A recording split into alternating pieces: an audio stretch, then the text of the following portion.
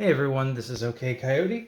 Welcome to my Magic the Gathering December Pack-A-Day Challenge for December 20th. Today's pack is Core 2021. So for those that don't know what I'm doing here, the Pack-A-Day Challenge is me opening 31 packs of Magic the Gathering. I have a different pack for every day in December, and we are recording it and putting it online just because I feel like it. So, like I said, today's pack is Core 2021. This actually came out in 2020, but that's how they number their core sets. This is the last core set, as we did not have one released this year here in 2021. Core set, usually a little more basic set with some simpler concepts than you'll see in some of the other big expansions. A lot more creatures that are vanilla with no abilities, or just maybe have one or two abilities. So, especially in the commons and uncommons, they're cards that are easier for new players to understand. The core set is a great set for bringing in a newer or a less experienced player. It's a good place to start. That said, that doesn't mean that a core set can't also have some powerful cards in it. Also, they're usually pretty heavy reprints, but some of them have some new cards as well. That's generally what's in a core set. We're going to find out what's in this pack right now. So let's get into it.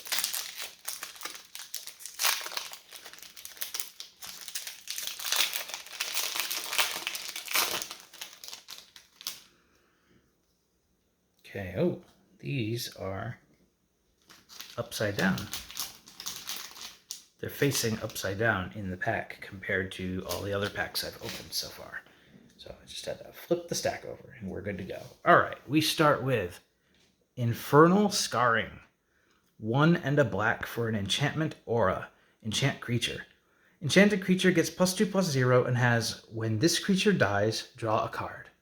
All right, not bad. A way to make it aura good is by replacing itself, is to make it not waste a card. So yeah, that's one way to do it.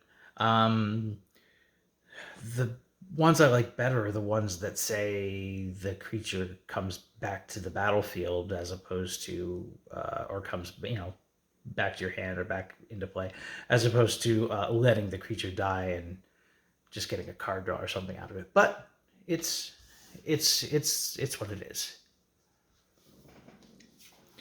We have Deathbloom Thallid, which I think is a reprint. 2 and a black for a 3/2 fungus. When Deathbloom Thallid dies, create a 1/1 green Saproling creature token. Yes, the Thallids. Old staple creature type from Fallen Empires.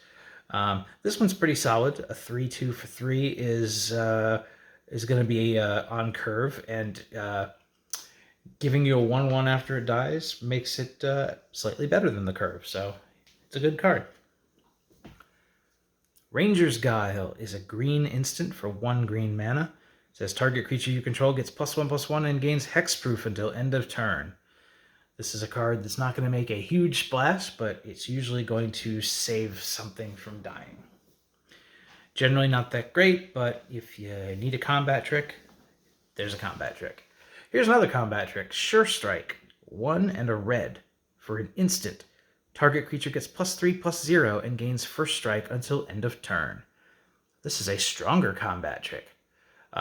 This also will usually save your creature, but it's also usually going to kill something at the same time.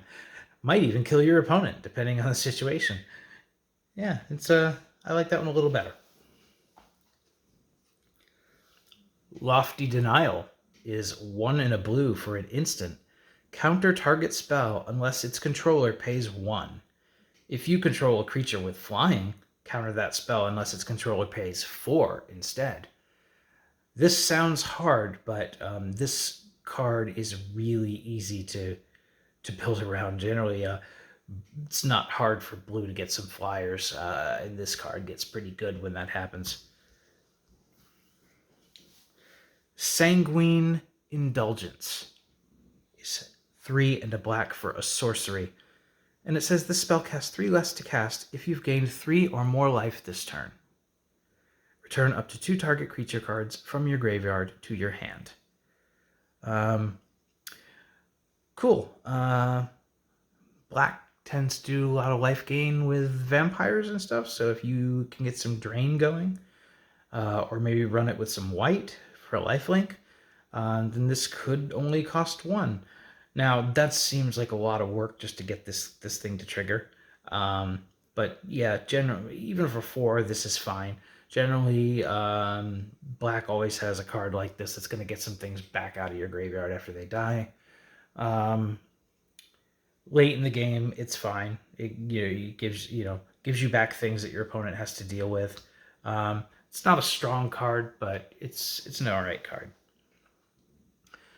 Warded Battlements is 2 and a white for a 0/3 wall with Defender. And it says that attacking creatures you control get +1/+0. Alright, so it's only in there for that effect. And that's fine. If you got a lot of, walls are going to hold up the field,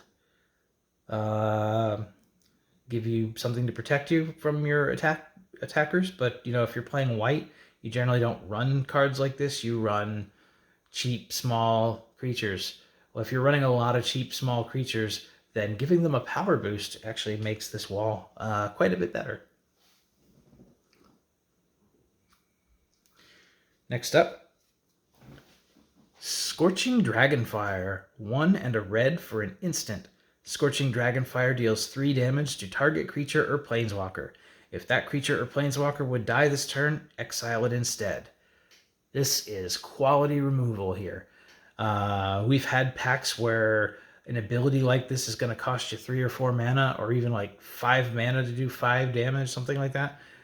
2 mana for 3. This is unless you're going back to the days of Lightning Bolt, like this is about as good as it gets for red burn spells.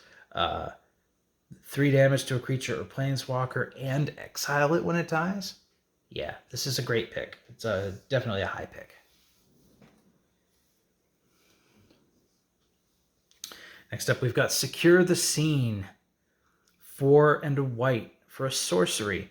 Exile target non-land permanent. Its controller creates a 1/1 white soldier creature token. Huh. It's that's very strong. It just exiles anything.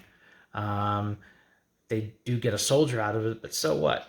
The only drawback is it's kind of pricey at 5 mana, but hey, that's not bad. Forgotten Sentinel. 4 mana for a 4/3 artifact creature golem. Forgotten Sentinel enters the battlefield tapped. Generally, artifact creatures, unless the set is built around them, are not going to be very strong. A 4/3 is decent for 4 mana, but not when it comes into the battlefield tapped. When you are getting an artifact creature, you're basically getting a watered down creature of any other color, really.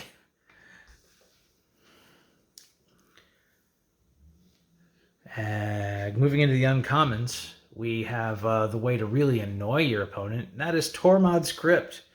0 mana artifact. This one's an old reprint. 0 mana artifact. Tap and sacrifice Tormod's Crypt. Exile all cards from target player's graveyard.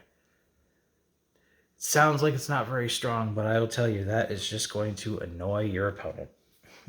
So many things that interact with the graveyard. It's like milling somebody. Don't be that guy. Oh, speaking of milling somebody, Teferi's Tutelage.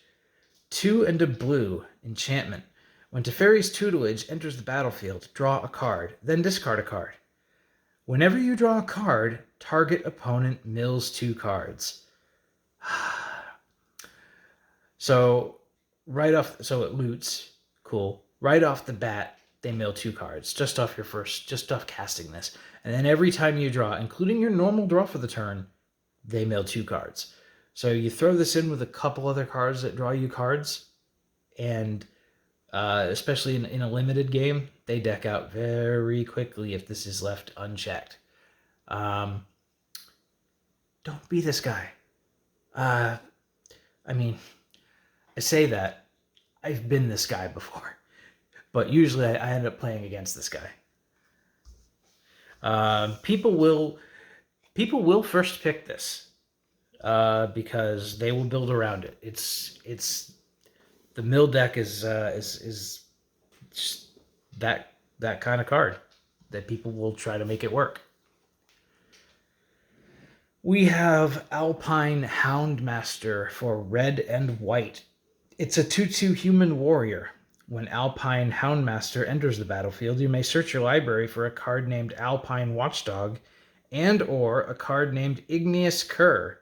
Reveal them, put them into your hand, then shuffle your library.